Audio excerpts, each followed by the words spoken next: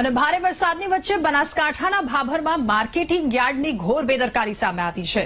આગાહી આપવામાં આવી તેમ છતાં માર્કેટિંગ યાર્ડમાં ખેડૂતોને અગાઉથી સૂચના નથી આપવામાં આવી।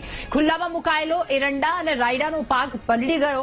વરસાદ વરસવાના કારણે અચાનક વરસાદ આવતા ખેડૂતોની મહેનત પર પાણી ફરી વળ્યું। ત્યારે બનાસકાંઠાના યાર્ડની આ એક બેદરકારી સામે આવી।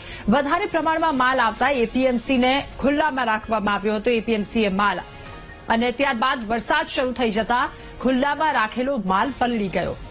ખેડૂતો અને વેપારીઓને મોટા પ્રમાણમાં આ માલ પલળવાના કારણે નુકસાન પહોંચ્યું છે। ભાભર એપીએમસીના આ દ્રશ્યો છે જ્યાં ખુલ્લામાં રખાયેલો ખેડૂતોનો માલ પલળી ગયો।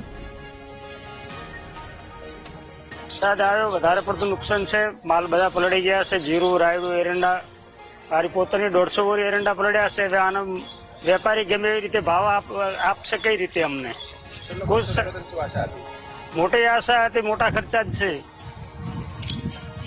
માલ પલળી ગયા તો વેપારી કેવા ભાવ આપશે?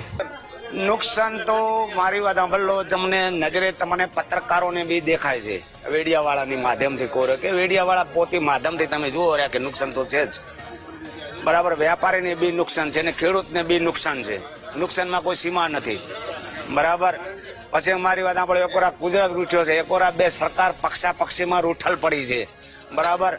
હવે આમાં પાણી કેનાલમાં છોડ્યા ના છોડ્યા, અમુક પાણી જે પકવાડ્યા હતા બોરથી ટાબા અમુક એ બી ગુજરાત ઉઠ્યો તે બાજરી ઉપાડી રમણ ભમણ કરી નાખ્યું। નુકસાનમાં કોઈ સીમા નથી અત્યારે। આમ નથી આવતું, પણ જો 2 દિવસ પડ્યો રે માલ તો નીચે કાળો પડી જાય, એનાથી નુકસાન આવે છે। બાકી જો આજને આજે ઉપડે તો હવા આવે છે અંદર, બાકી લાંબુ બ્લેક ના પડી જાય। અને જો 2 દિવસ પડ્યો રે તો બગાડ થવાની શક્યતા રહે છે, અને એના હિસાબે આજે માર્કેટ યાર્ડ પણ બંધ રાખવામાં આવે છે।